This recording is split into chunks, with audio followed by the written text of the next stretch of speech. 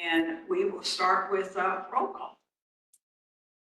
All right, Linda Baker, we know is not present. Luke Barber. Here. Thank you. David Forrest. Here. You. We have Amber Banner from the Department of Health. No. Stephen Harris. Here. Thank you. Josh Lewis. No. Stephanie McDowell.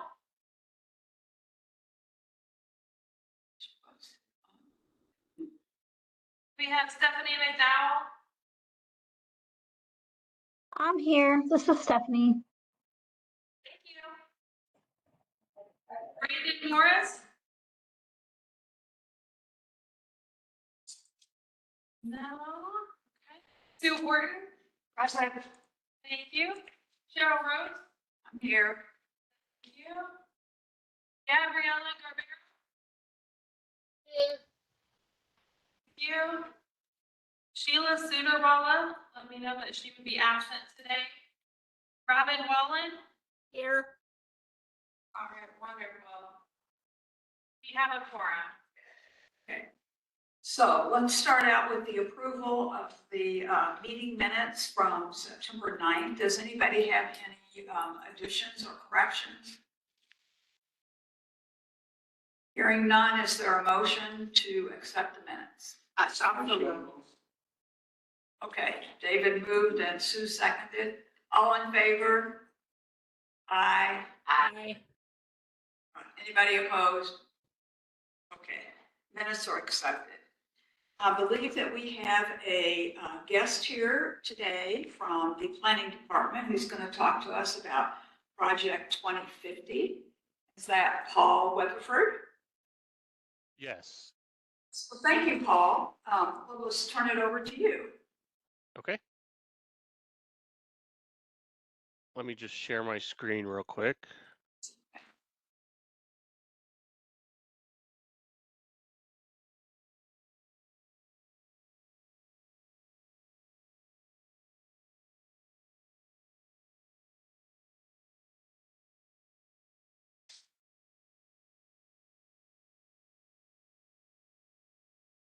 Okay.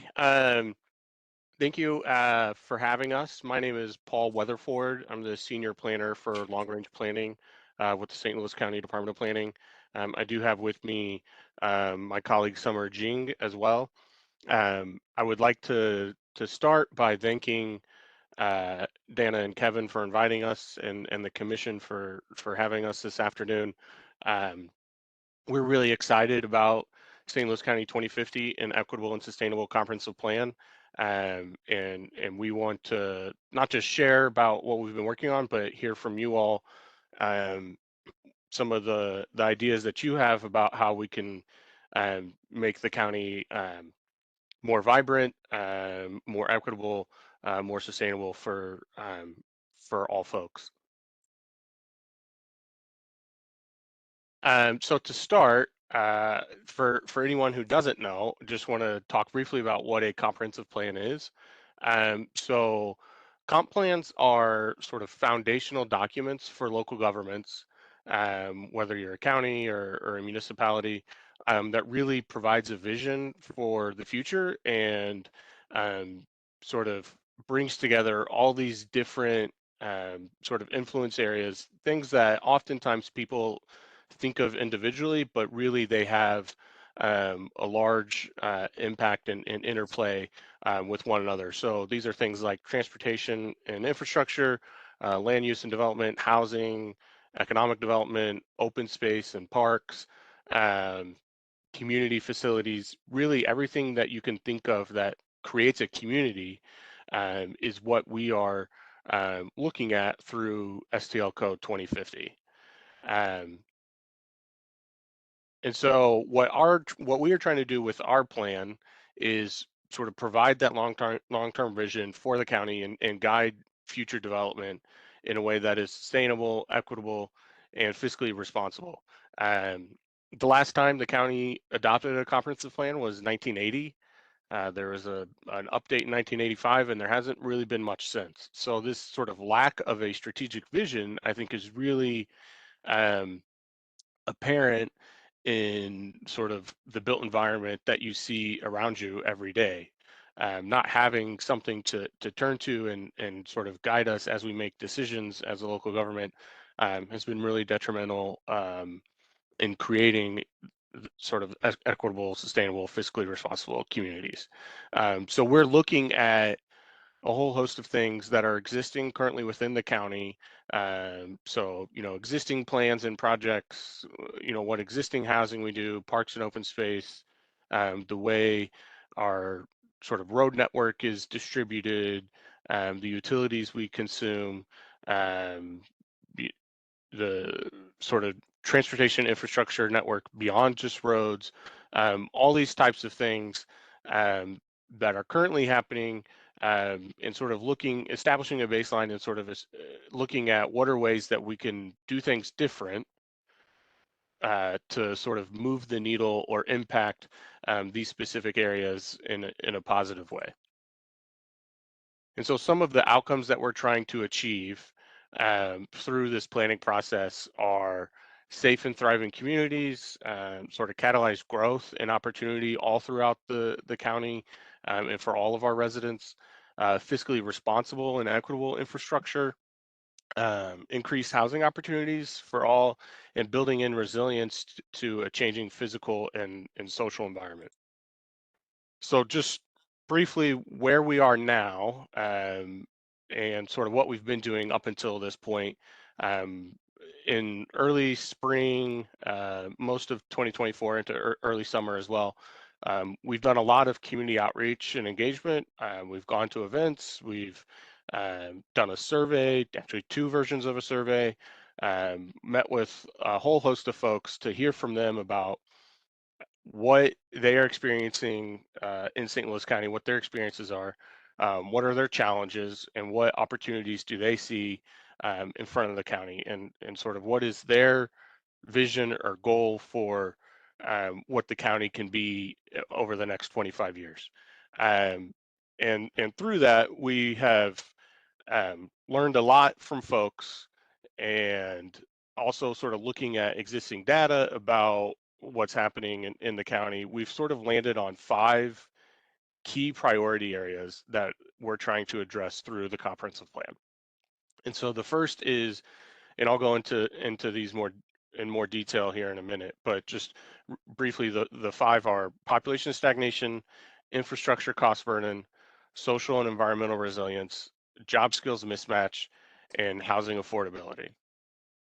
So the first sort of key issue that we're trying to look at is population stagnation, and I think this is probably the biggest challenge in front of the county. This sort of undergirds all the other things that are happening. So on the screen is a, a graph showing the metropolitan region, uh, the metropolitan statistical area population change from 1970 to 2020, which was the last decennial census.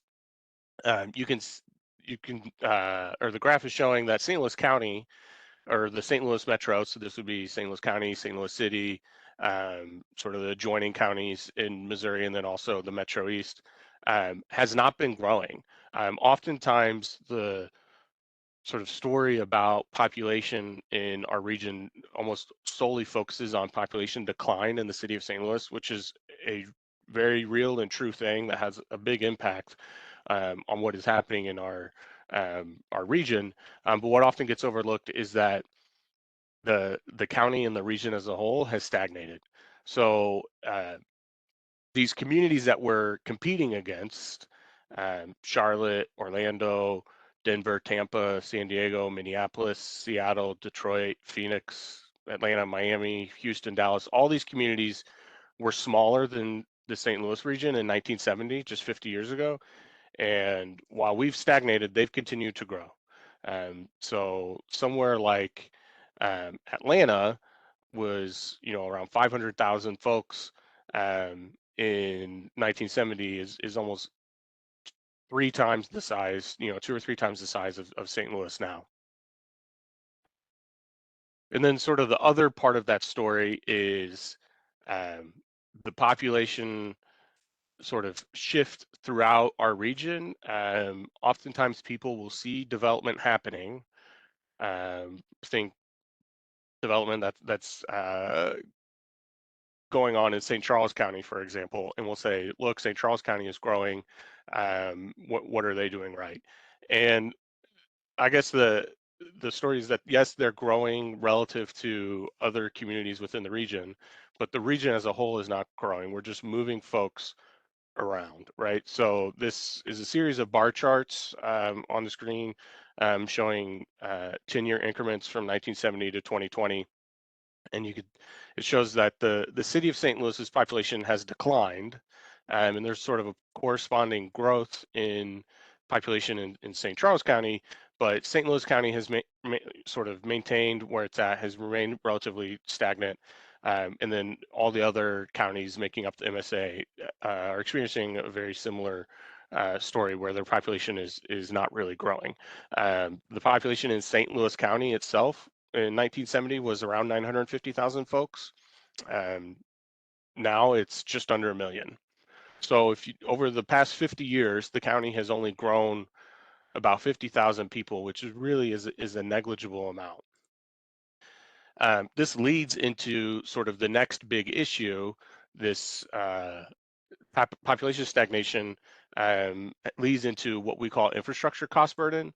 So as we haven't been growing in terms of people, we have continued to grow in the sense that we are sort of ever expanding and consuming more and more of our land.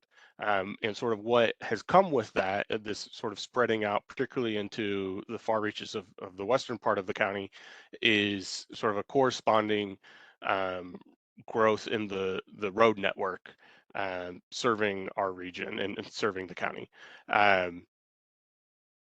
So the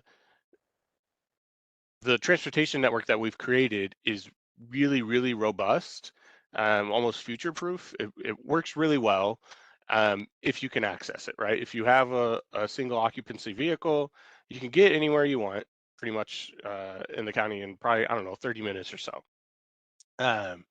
But what have been sort of the trade-offs of supporting that type of development and supporting a really robust road network is folks that can't drive or don't want to drive or want to use alternative modes of transportation, whether that's the bus or Metrolink or biking or walking, whatever it might be.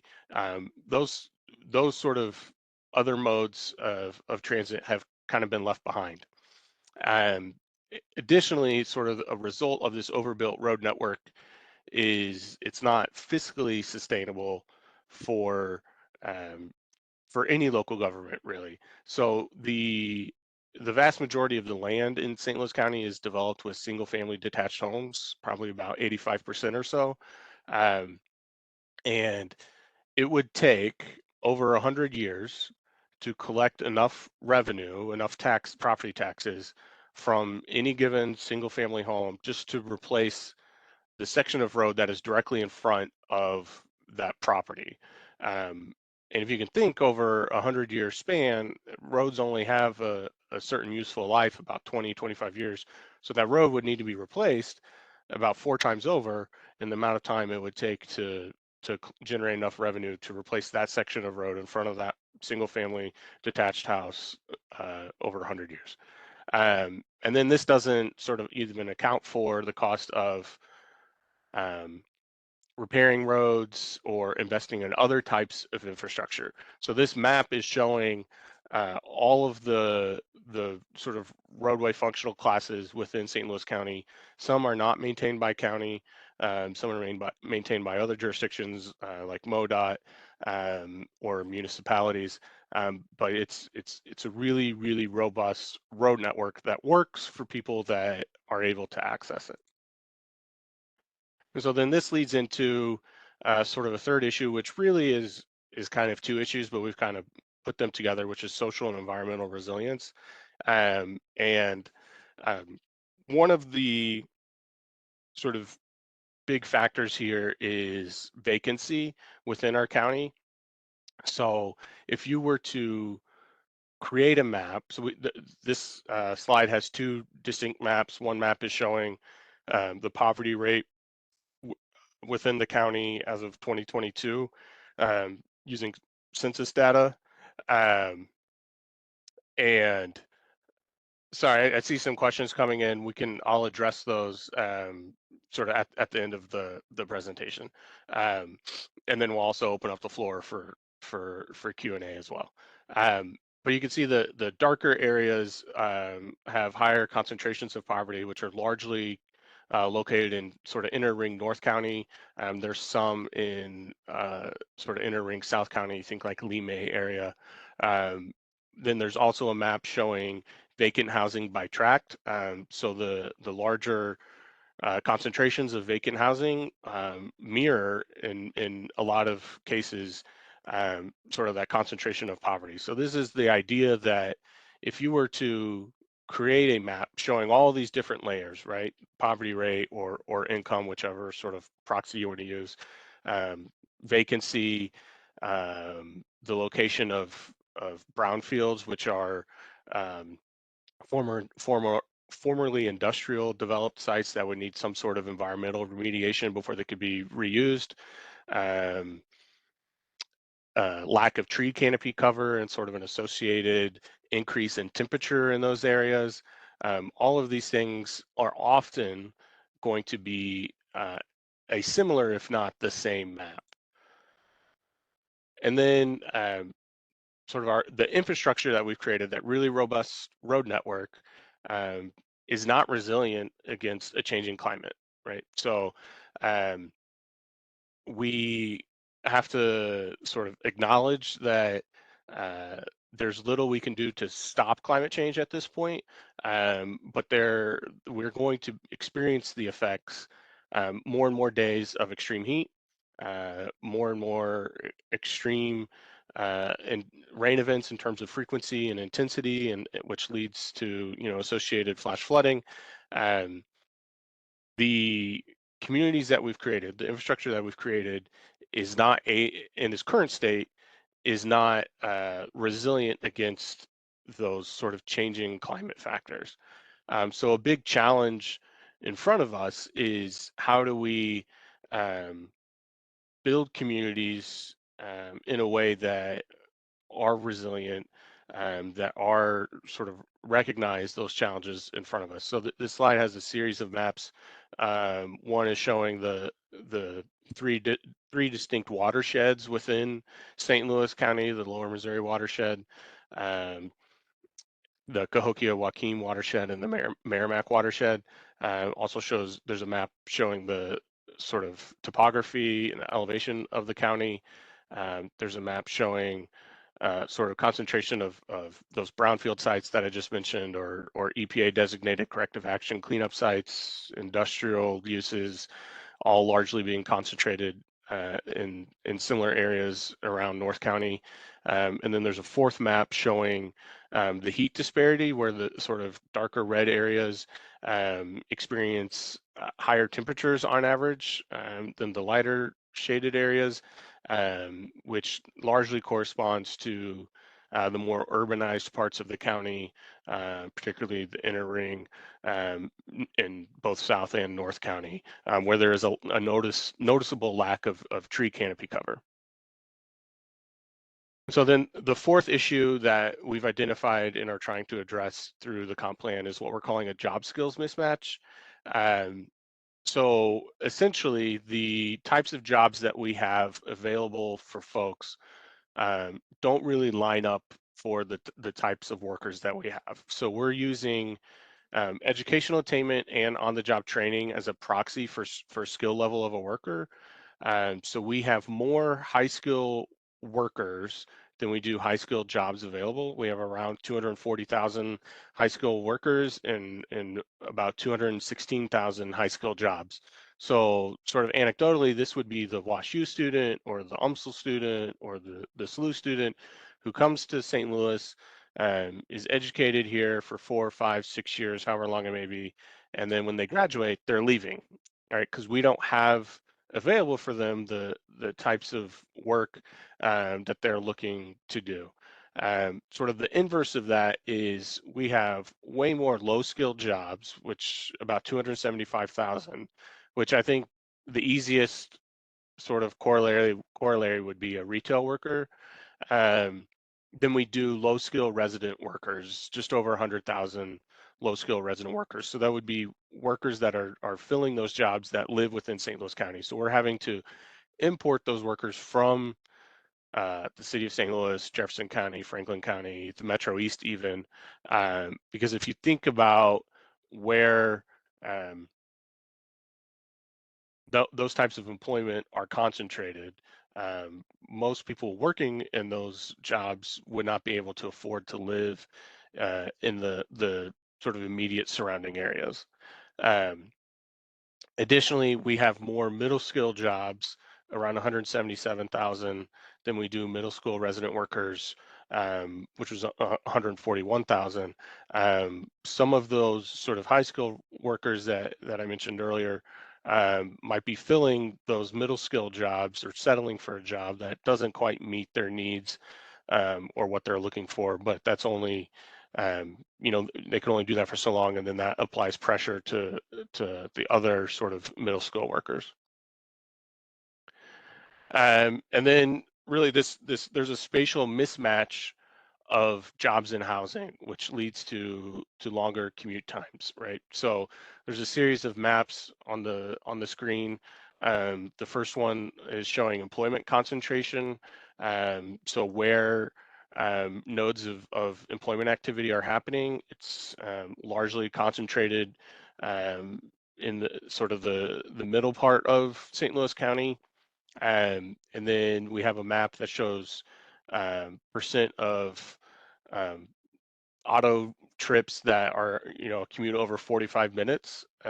So the darker areas are the larger percentage of trips over 45 minutes, and those are largely concentrated in the sort of extreme ends of the county, right? So mostly in West County, as you get closer to Franklin County, and then also the far parts of South County, almost to Jefferson County and along the Merrimack, and then the far northern part of St. Louis County, the sort of northernmost part of like the Spanish Lake area. And then similarly, the last map is the commute over 45 minutes by transit. And you can see sort of the percent of transit trips. The darker shaded areas is over 22% of those transit trips take over 45 minutes. Um, there it's largely concentrated in sort of North County. I would say some of that is due to the sheer number of trips that are happening there. You see a really small percent of the sort of transit trips that take longer than 45 minutes generating in West County. That's just because of there are so few trips, transit trips happening there because of the lack of access that it doesn't really register very well. And then the fifth issue that we're looking at is housing diversity and affordability. So as I mentioned earlier, the vast majority of all the land in St. Louis County is developed with a single family detached home. Um, you can see on this map on the left, it's showing the percent of single family, like percent single family. So the darkest area is more than 90% of all the parcels in that area is developed with a single family home. Um, and then similarly, the types of single family homes that we're building don't really align with the types of dwelling units that households need these days. This second map is showing the average unit size by bedrooms. So the darkest shaded areas are units that are greater than 4 bedrooms. Um, and you can see that the vast majority of the um, housing units or household units that we build are three to four bedroom units, which doesn't really align with the average household size, which is, I think, is around 2.5 individuals now. Additionally, the affordability of housing is an issue that has kept popping up.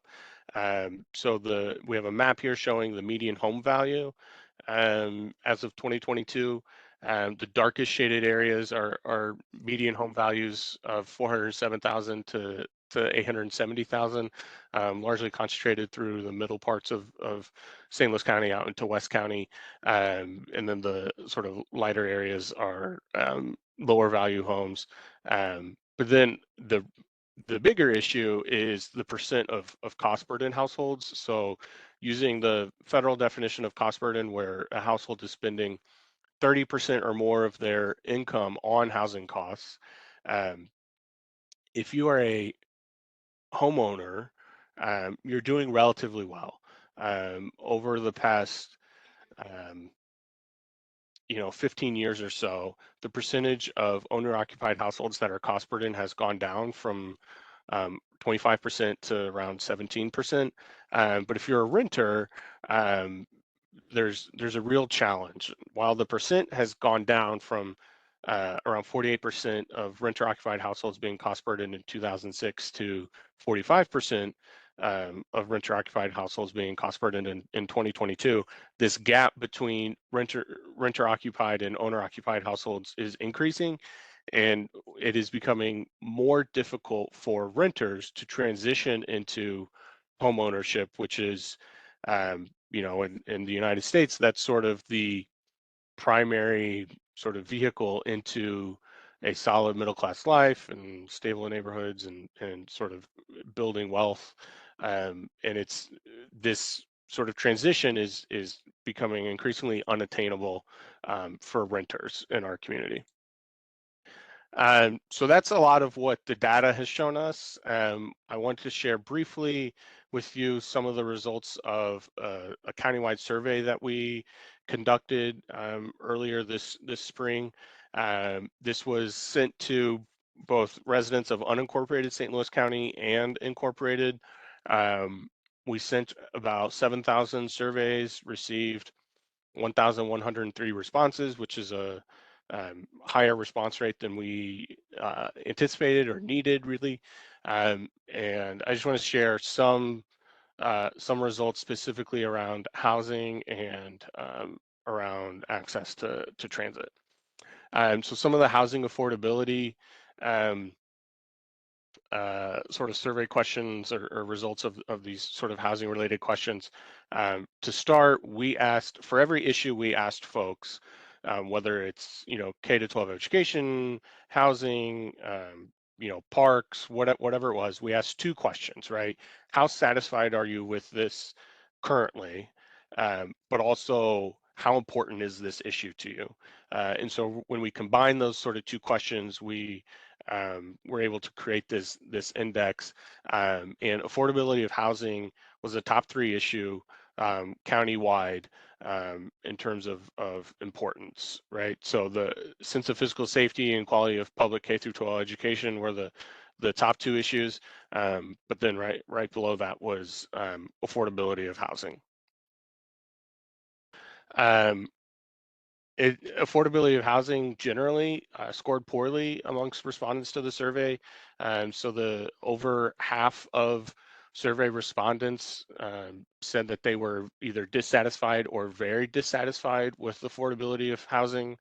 And we typically associated that with just the cost of housing, but there's also some correlation to the cost of maintenance of housing, particularly from respondents that are located in sort of the inner ring of St. Louis County. The closer to the city of St. Louis that you get, the housing stock in the inner ring is older, right? So there's a map here showing the median year built of housing units within St. Louis County.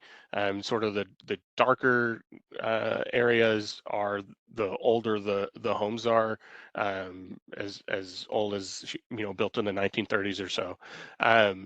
The the bar chart is showing the percent dissatisfied or very dissatisfied with the physical condition of your residence, broken up by council district. So countywide, around just over 8% of respondents were dissatisfied or very dissatisfied. But when you break it down by council districts, particularly those districts that contain inner ring county and have those older homes, districts 1 and district 5, district 6, there are higher percentages of folks dissatisfied or very dissatisfied. District 2 and district 4 also have high percentages. District 4 would be sort of North County, kind of north of 270, and then District 2 is sort of northwest county, Creve Coeur, Hazelwood, Bridgeton, those types of areas. And then additionally, we asked folks their satisfaction with their ability to age in place. And while over 50% of sort of respondents were satisfied with their ability to age safely in their homes, when we asked specifically sort of your satisfaction with your ability to age safely if you needed accommodations, or to accommodate your residents for an individual with a disability, that satisfaction rate drastically dropped, right? So this is telling us that not just the types of housing and the way homes are being built and designed, but also sort of our infrastructure network and transit network is not conducive to folks being able to age in place. And then I want to talk a little bit about opportunity and access sort of survey results. So we asked folks their satisfaction rate traveling without a car, but also their satisfaction rate using public transportation specifically.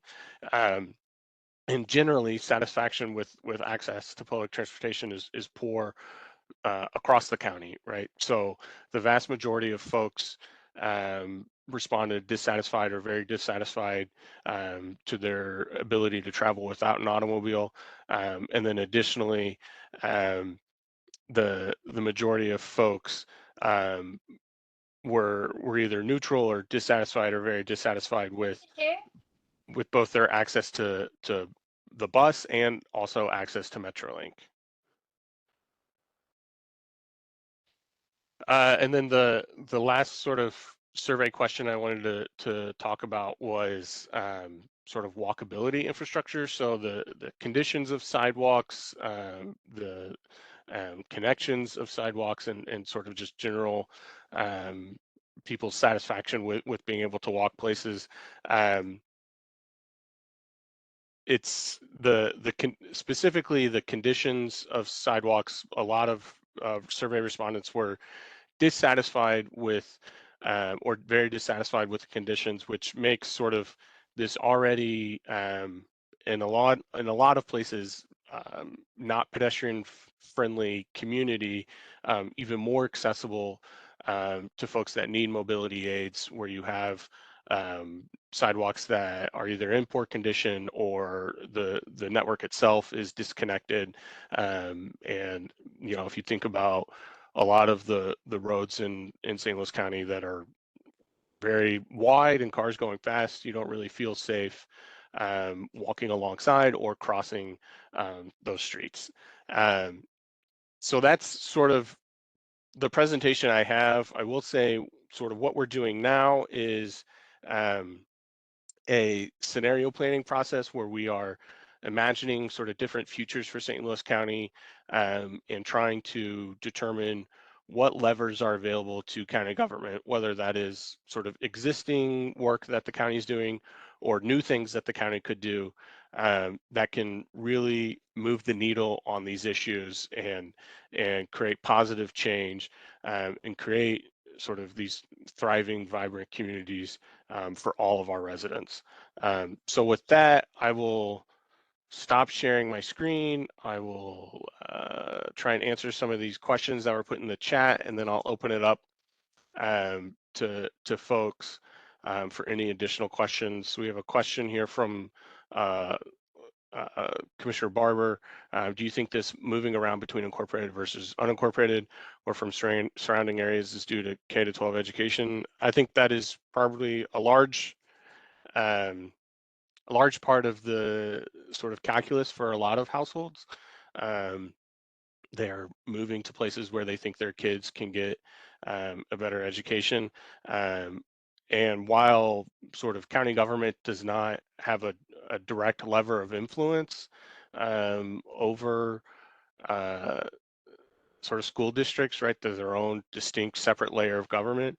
Our thoughts are since quality of schools is largely um, attributed to funding, which is driven by property values, if we can um, sort of move the needle on these communities, and this is a long-term, right? This is not an immediate solution, right? This is 10, 15, 20, even 30 years, right? Takes a long time for this type of change to happen. But if we can help create communities that are vibrant and thriving and successful, and you'll see sort of a corresponding rise in property values, then you will inevitably sort of as a downfall effect see more funding going to these schools that will hopefully then in turn um, provide better services or more quality services. But yeah, that's a really difficult challenge, and I think is a large part of um, the discussion for a lot of households and where they choose to live. And then Commissioner Barber had a second question, if there was a way to change the road graph to show what is county responsibility versus others. We can do that. We might also just have, I think we probably have a map that shows county maintained roads that we can share or we can add in. And then I will um, later today, I'll send a copy of this presentation to Dana, and she can distribute to the commissioners for you to look at if you want. But I think we might already have that map and can just share that. Thank you, Paul, I have a question. What happens with this information? So a lot of what I've talked about forms the basis of sort of what we're calling an existing conditions report.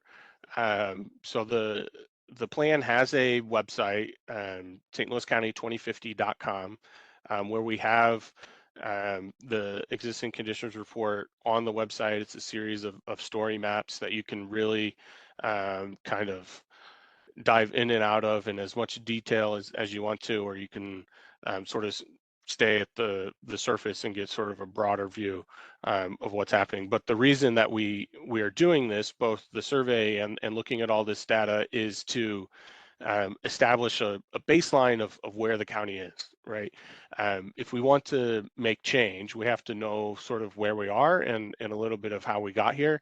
Because I mean, the way we look at it is the built environment, which is sort of everything that you see around you, was not handed to us from on high. We as a government made deliberate decisions that led to what we've created, right? And all the associated challenges. If we decide that this isn't working for a whole host of folks in our community for a whole host of reasons, then we have to make deliberate decisions to do things differently. So starting here and sort of um, establishing a baseline and acknowledging some of these hard truths that what we've done before is not working anymore. Um, is really sort of critical part of the planning process and helps us sort of set the stage for identifying where we want to go. Well, so talking about setting the stage for where we want to go, who is going to take the next step? Who is going to act on this information? Yeah. So we, as we sort of develop draft recommendations of things that we think can make a difference on these key issues, ultimately there will be a plan adopted by the county council. And sort of our vision is that this plan becomes sort of the guiding document for all of county government, right? That we haven't had for over 40 years. So when the county executive is preparing his budget, this plan is open on his desk, right? When the county council is making sort of legislative decisions, they're sort of looking at what is this plan sort of telling us that we should be working on. And if we're making a decision that doesn't further one of these goals, then we need to step back and um, ask why we're making that decision. Um, Sort of coming out of the planning process is implementation, implementing um, the policies and programs that we've identified that county government needs to do in order to reach some of our goals, right? So things like a new zoning ordinance is likely to come out of this plan, or the need for a new zoning ordinance, I should say. We were appropriated funds by um, the county council to do a small area study of the Spanish Lake area, to have a sort of more granular, detailed look at what specific changes need to happen in Spanish Lake on a more parcel by parcel basis.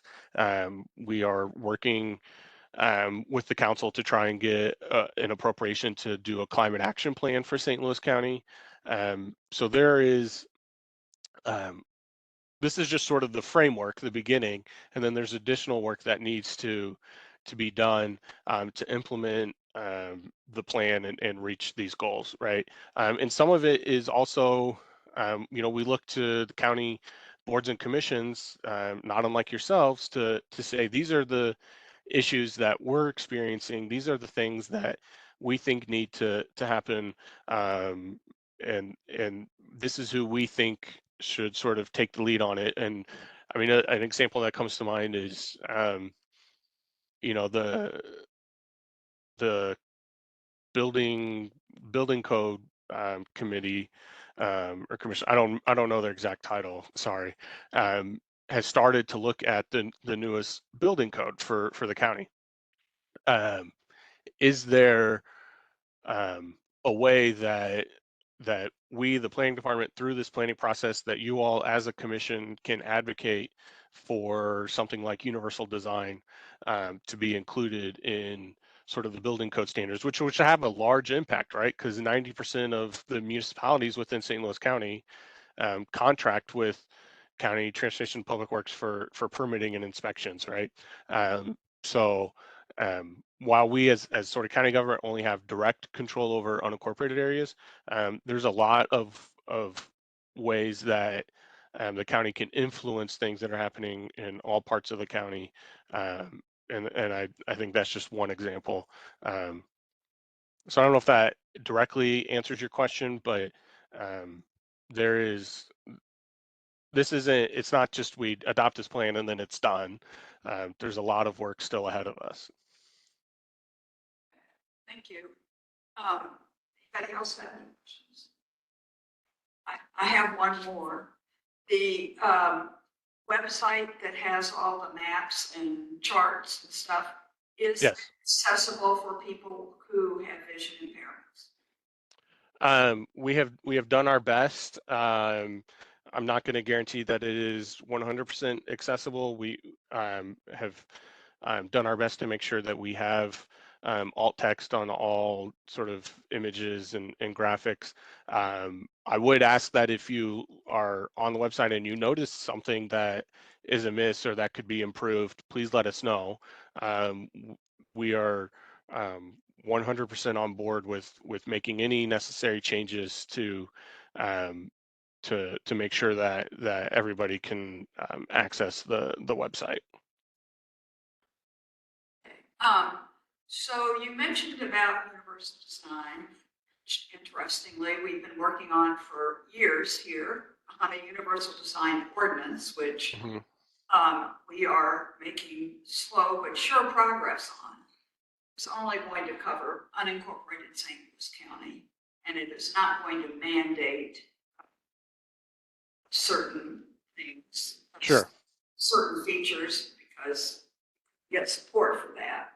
But it would be lovely if that could be included in the 2050 plan.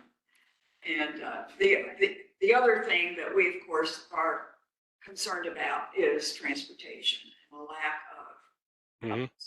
transportation and on-demand transportation. Yes. So if we have specific things that we want to have included or have considered, do we get those to you or? Yeah, you can send that to me directly. You can also through the plan's website, there's an opportunity for you to provide feedback, to provide comments. You can sign up for updates as well. But yeah, if you have any specific recommendations or ideas or thoughts about anything, yeah, feel free to reach out. Thank you very much for your time. We really appreciate it. I'm sure we'll be maybe talking to you again. Yeah, absolutely. Thanks.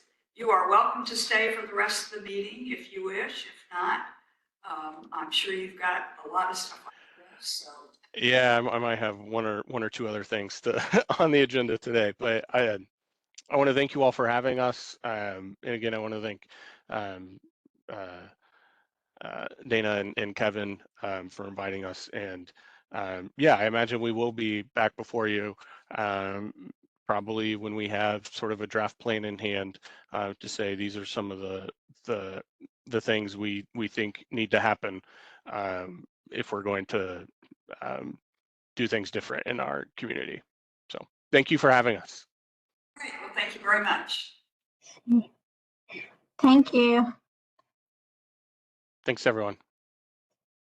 Bye. All right. The next thing on our agenda is Missouri Guardianship and Community-Based Services. I think, Luke, you had some information you wanted to talk about. Yeah, I'm not sure if many of you guys saw, but the DOJ, the Department of Justice, did a report on guardianship and was focused on the state of Missouri and in St. Louis City and County. In that report, they noticed areas that can be improved in areas of what's known as alternatives to guardianship, such as power of attorneys and other documents that allow sort of partial decision making. We in St. Louis City and County have a unique sort of guardianship where people don't necessarily lose every single right. They sometimes maintain certain rights. But what was interesting about the DOJ report is that it mentioned a lot of areas of improvement in St. Louis City and County, particularly in our use of what's known as treatment courts, which is something that the county prosecutor and some mental health providers and things are familiar with. But we found that they found that some of this stuff is actually creating pathways to full guardianship, which is not the norm or not the goal.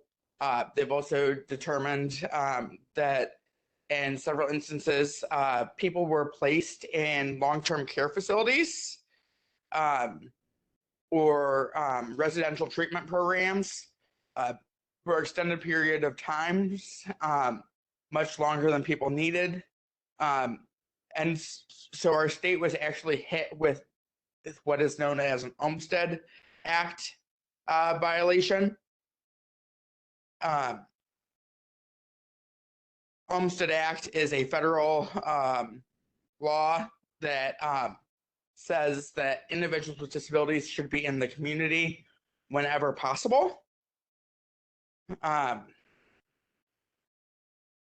It also talked to about the use of what's known as a guardian ad litem, which is something that the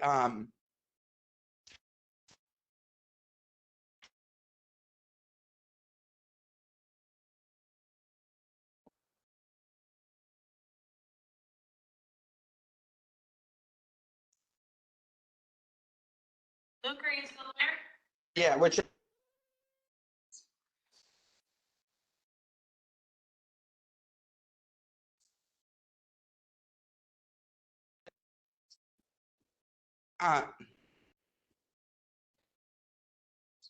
so the guardian ad litem is often done through the public administrator's office too.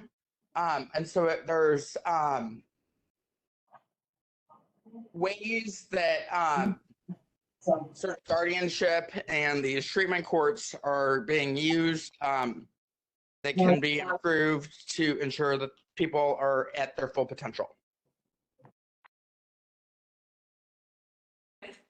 Luke, are there recommendations that you have?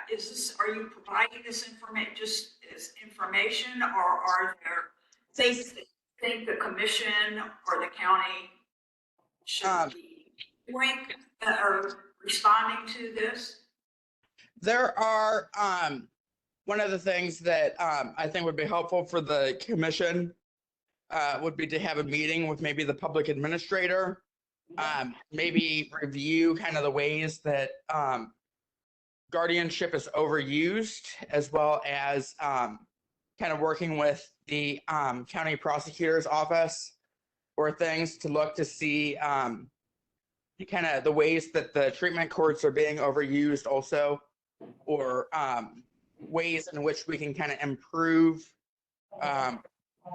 these systems to ensure that those with disabilities are supported, but can still do as much as they possibly can.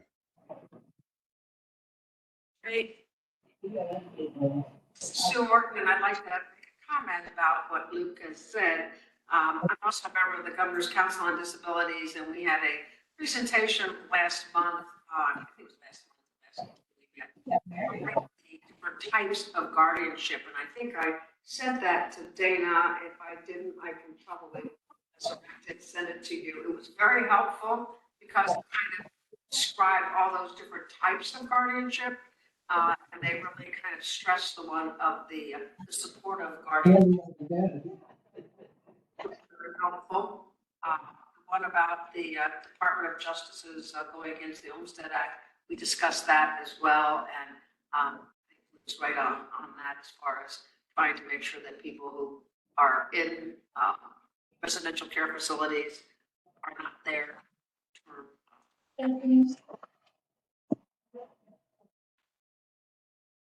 I have a suggestion. I don't know if we would be, I'm sorry, did I interrupt somebody?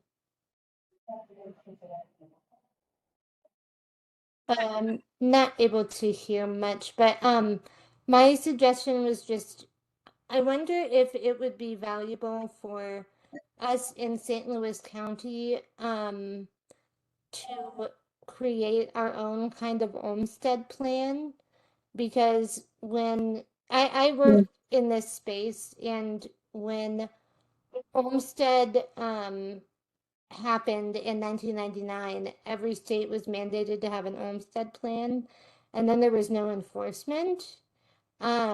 And so I'm wondering if us having an Olmsted plan, meaning some kind of list of recommendations or list of procedures or something that we would advise people follow when considering putting someone in an institution. Um, Something that would sort of allow for more education on the topic, and even if it's not like a mandate in St. Louis County, just a list of information recommendations for people to follow, as opposed to like that would encourage home and community-based services as opposed to um, putting people in long-term care facilities wrongly. So Gabriella, are you thinking about something on the website, or are you thinking about some kind of material that's handed out, or? I mean, really anything I think would be helpful, but my thought process was if this could be like a subcommittee or something, to where we could come up with what a good plan would be to get more people out of institutions when they're put in there wrongfully. Um, it doesn't even have to be released to the general public, just some kind of system that we have in place that indicates that we know that it's a problem here. And that kind of would allow us some baseline of understanding when new people come in, that we could sort of work with the people who are doing these things. Because I will say, I'm an attorney in private practice, and I do work with people who have been put in institutions who are under guardianship, and many of them, I'm, I just will say there's a lot of corruption in the system where once you're put into it, you really can't get out. And when you're also in a long-term care facility, once you're in there, you are pretty much stuck there for as long as your public administrator wants you there. And sometimes in other counties, I know there are a lot of public administrators who have had to be removed from their position because of putting people in institutions wrongfully. So I think it's a really big problem, and I think St. Louis County should be a leader in this um situation, because if we get involved and we say, here's what we do, here's what we know about it, and here's what we're doing to try to avoid this problem, maybe other counties could catch on, and maybe it could be a bigger solution. So I don't know much about how this all works, so does the county have a role in this? I know the county has a public administrator that um, that often is the guardian ad litem. I know that the county prosecutor's office was the one that set up the treatment courts. And so I kind of think that if we work with sort of the public administrator and the county prosecutor's office, I think we can kind of work with them together to create a robust kind of educational and recommended plan that would work. I agree. I think the court system would be a good place to start, for sure. So Luke and Gabriella, would you be willing to work on some kind of recommendation or some kind of plan that you would like the commission to make? And I also think too, it might be helpful to invite the public administrator or the county prosecutor to future meetings to potentially, as we kind of develop these, as we're kind of working on developing these plans. Okay. Absolutely. Absolutely. So do you want to form a little task force, or do you want to invite them to the meeting, or you want to do both of those? I was suggesting that we do both. Okay. I think doing a meeting, maybe Luke, with just you and I first, so we can get on the same page and maybe make a list of things, because I don't want to bring the prosecutor and the public administrator in before we really know what we want to recommend. Or what we Because ask kind of thing, or some of the questions. Right, right, right. Yep, I agree.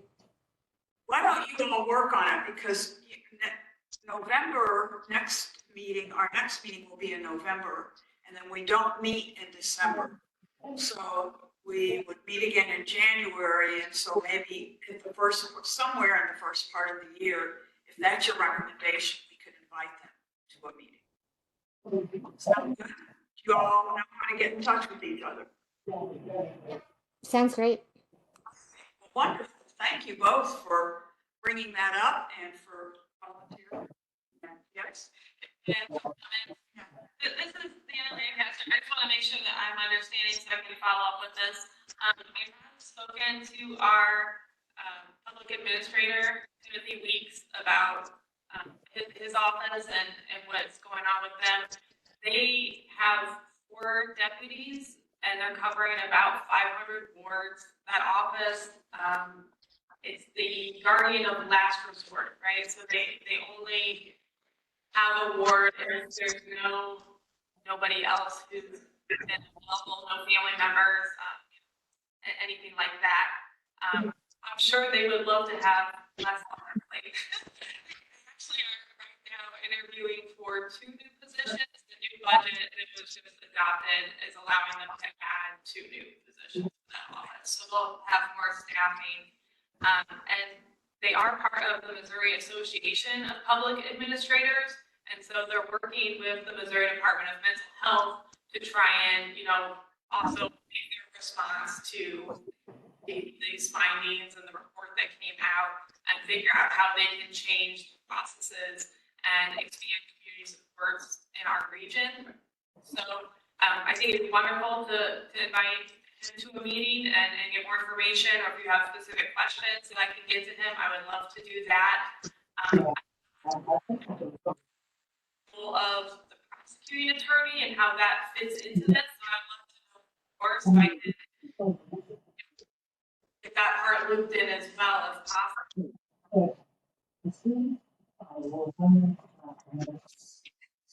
Okay. Any feedback? Thank you. So any response what Dana said?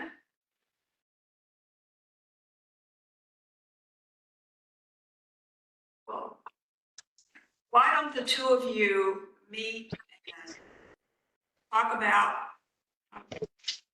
a plan, or talk about what you'd like to see, and if you can, bring it back to the next meeting. If not, put it on a future agenda after the first of the year. Jen, we still have that materials that I sent you. If you don't, I'll resend it to you, because I think Gabriella and Luke, it really clarifies the different types of guardianship and brings it to the fore. And I know that the governor's Department of Mental Health is definitely involved in that issue. So we have a plan here, Luke and Gabrielle. It sounds like a plan. Yep, I will email you, Lou. Okay, great. Thank you both. I didn't know about this, so I'm glad that you brought it up and that we're going to be looking a little further into it. Next item is the Older Adult Commission update. Well, I attended the last commission, and Mr. Weatherford was there and gave a similar presentation. The other thing that was discussed was the senior tax freeze. So I hope everybody is aware of that. I logged onto it. I haven't done it, but I have logged onto it just to make sure I know exactly what they're asking for. As a realtor, I've had a lot of my buyers wanting to know information about it, and it's not a difficult thing. It just means that you have to qualify, be 62, and have these other little items, prepared. They do have help with account too. So go ahead. Any questions for Sue? All right, the next thing on the agenda is accessible transportation. We spent quite a bit of time at our last meeting talking about the lack of on-demand taxi service in St. Louis and what could be done about it. And Linda suggested that we set up a task force to look into it, kind of like what we did with Universal Design, to go out there and find out where they have these services, how those services are working, how they got them started, what kind of problems they have, and how successful they are, and so forth. And I'm wondering if we have people who are willing to serve on that. I was hoping maybe Robin and Steve could support on that. This is Robin. Steve and I did have a conversation, and we talked about some various things. One of the things that we talked about, we were kind of waiting to see what happened with this public transportation committee for the county that you found, just to see what that was, but apparently I don't know if that committee is even active. We both felt that at this point taxis are not a really viable option, because taxi companies, there just aren't that many of them anymore. There's only the one with accessible vehicles, and that's a huge problem. So we talked a little bit about ride shares, which come with their own set of problems because of trip denials, because of lack of wave vehicles, things along those lines. I do have some information which I was going to share with Steve, and I can share with all of you, from VIA, who Metro contracts with, basically on how they set up service in different cities, and I can get that out to you. Also, I have a bunch of information from CTAA, the Community Transportation of America Association, that has some really good information that we can look at. The other thing is that I think one of the big problems is, from what I'm seeing with the service that Metro is expanding, they're really leaving out large swaths of the county and don't seem too concerned, especially for those people outside of the 270 loop, which leaves a large population of senior disabled people with very limited access to transportation. So we were kind of waiting to see what that other commission was about before we move forward on anything, but that's kind of where we were. Do you have anything else, Steve? No, you covered most of it. I think what we had talked about was looking at kind of a comprehensive look at transportation, from ride shares to the paratransit and all that other stuff. And we're also discussing a little bit about, with a task force, what would be our goals, what would be working towards, just collecting information or developing some sort of plan or advice for the council. What would be the goal there? Well, I thought, and just thinking about this, would be kind of like what we did with Universal Design, which would be first gathering information. Mm-hmm. What ordinances did other counties, cities, states have? How are they working? How did they get them implemented? And then from that, determining a plan, a recommendation to the county council. And transportation's a different animal, obviously, than the Universal Design, because the county council doesn't, you're not talking about an ordinance, a transportation ordinance, not the same thing. But the county probably does have some input into funding and so forth for MetroLink. I don't know, I don't know what all their influence is, but whatever they have, if we can tap into it, that would be great. I do know that the county, this is Robin, I do know that the county actually gives Metro the majority of their money. So that should give us a little bit of influence. One of the other things that we talked about was the difference between microtransit, which might be the way that the county might want to go, and that would be something similar to VIA. There are two forms of microtransit. There is regular microtransit and what they call deviated microtransit. And with deviated microtransit, if you have a disability, you're able to call and actually schedule your ride and have someone pick you up at your house and at your destination. Where regular microtransit, you have to actually go to a specific location. But I do have, and I'd be glad to work on that some more with Steve. I have quite a bit of information I've collected over the years. I did actually go to the MAPTA convention and connect with Ben Shin from VIA, who is constantly sending emails, and maybe that's something we could do, is get him to come and give a presentation and talk about how they set up different systems. Okay, sounds good. Yeah. Oh, I wanted to see if I could add a couple of comments. The Public Transportation Commission, they have a meeting that's at 4 p.m. today that's virtual. I know you commented that you weren't sure if they were active. I do believe they are, and it looks like on their agenda, their next meeting would be the first week of December. And I did reach out to the chair of that commission also. Linda asked if we could invite them for that November meeting that we'll have on November 18th. So I'm getting a warm reception to that question. So hopefully we will have a representative at our next meeting to talk a little bit more about that Public Transportation Commission. Awesome. That's good. Also, regarding the funding, you did mention the county council being like a source of funding, or that the county is involved in that funding.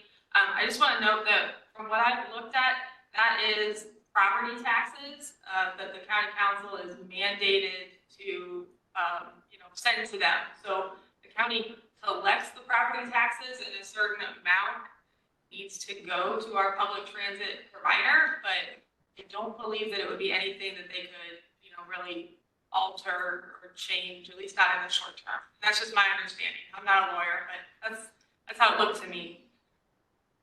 Yeah. Okay. Go ahead, Steve. So as far as ride shares and things, I'm not sure how much pull the county would have, but if they're operating in the county, maybe there is some sort of way to at least influence them some, but the way Lyft and Uber and all that. Robin, did you have something that you were going to say? I forgot what it was. Sorry about that. Planning on going to the St. Louis County Transportation Commission meeting today. Is either Robin or Steve, are you available to do that as well? I can do that.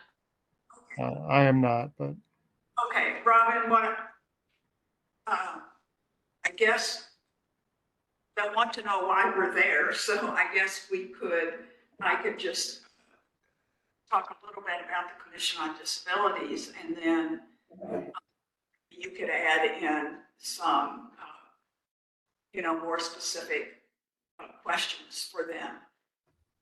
Sounds good. Does that sound okay? That sounds fine. Okay. Yeah, I kind of looked at their agenda, and I don't know, I still don't get a sense from it exactly what they do. So I guess we'll find out more today. And then we can move a little more forward next meeting, and we'll put this back on the agenda again. And anything else on that issue? Okay, we just have one more thing. Well, I guess we do have two more things. One is the Universal Design Task Force update. And I do have communication from Lisa Clancy's office. They met with the county departments, the builders, the county departments, and so others, I'm not sure who all, but they have made some changes to the plan that they had put forth, and they're good ones. They want now the scope of the ordinance to apply to all new single-family, two-family, and townhouse residence constructions. So they're expanding beyond the single family. And they got that suggestion from meeting with Public Works, who says all of these are under the same residential code, so they might as well all be under the same ordinance. And they said in general that Public Works was supportive of what we're doing, which is really good to hear, because Linda and I met with several years ago under a different administration, and we did not feel very well supported. So this was good to hear. They're also adding language about a no-step entry being possible through a garage, which is one of the recommendations we made. And they've added a universal design definition to the language, and they've also added wording about giving price estimates, some kind of guidance as to how much these different features might cost with the dollar signs. Oh, so you want a range? I think a range. A range. Again, a range would depend on I don't know, but anyway, the next step, as I understand it, will be with the home builders and see what comes out of that. So I don't know exactly when that will happen. I know they're all probably really busy with the upcoming election. Hopefully, in November, we can have a little bit of an update on that. So slowly but surely, we are moving forward with the universal design ordinance. Any questions? Does our ordinance, our code, whatever it is, does that specify what we want the builders association to create in the issue?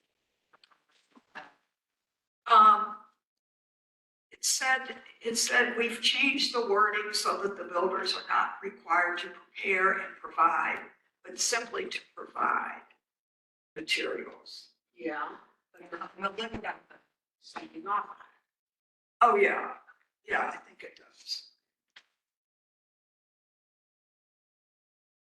So that leaves us now with the ADA coordinator. I'm not prepared. No, I'm just kidding. Thank you. That's true. Okay. Goodness. Okay. So thank you guys for having planning speak with us today. I just wanted to make sure if you guys have any questions or comments that you do want to get to them. If you if you need a way to do that, of course you can contact me. You talked about getting feedback on the website if you had any problems or questions there. Or if you are thinking more about some of those topics that they covered and you want to check back in, just let me know. At the last meeting, I think I was asked if the Office of Community Development had that annual report, and there were some follow-up questions about the wheelchair accessible features that are in those projects. So I have that noted, and Amy said she was going to look into that information. Amy Ellis and get back to me, and she has not yet. But I will check back in and hopefully have that information. I can email her also. It's just one time when I did, it didn't go through. I had to go through. This is the last quarter. Oh, she said she's looking for the information. I just know Okay. she got that office absorbed some other divisions in human services, so she has a lot more under her before than she used to.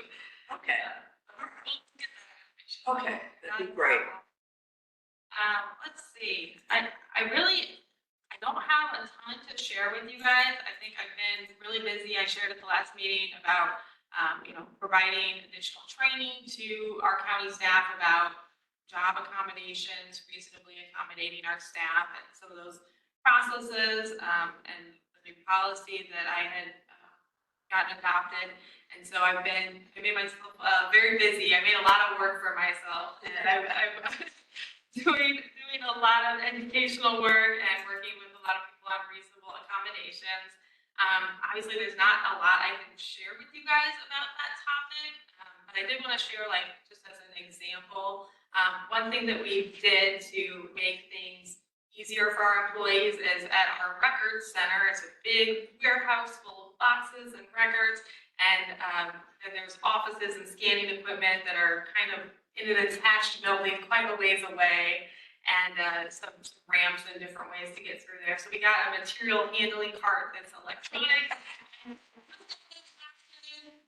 easily get them over to the other building without any kind of strain from having to push a manual cart or pick up the boxes by hand. And so, you know, the hope when we're doing those types of things is that people can stay in their job longer. If someone gets an injury, it's not going to make them unable to do that job. It's going to make it easier for us to keep that job filled. And make it easy for people. So that's just the kind of stuff, just to give you as an example. The other thing I'm doing is that I've developed some additional training for our staff on how we, you know, make sure that our services are accessible to the public, what kinds of things they need to keep in mind, just some extra kind of customer service focused, you know, informational modules or training for people. So that's something that I'm developing right now and hope to be able to tell you that I've rolled out soon. Yes, whenever you can share examples with us, let us know. Because Yeah, you those are really, those numbers, I'm like, I can't really share that. I know there's, yeah, I know there's a lot of stuff you can share, but just even giving us examples of things that where the county has accommodated people or doing something that's very helpful, makes me feel good. Good, yeah, and if you guys have examples of those types of things that, you know, you should consider doing this, you should consider that. Of course, I'm receptive for that. Anyone else have questions or things I need to follow up with? Okay. Thank you. Good. Thank you, Dana. Do you have any public comments? I don't see any public here. No, we didn't have anyone register, although I wanted to check, I think there might be someone on the meeting as a guest. An attendee, Mary Moore.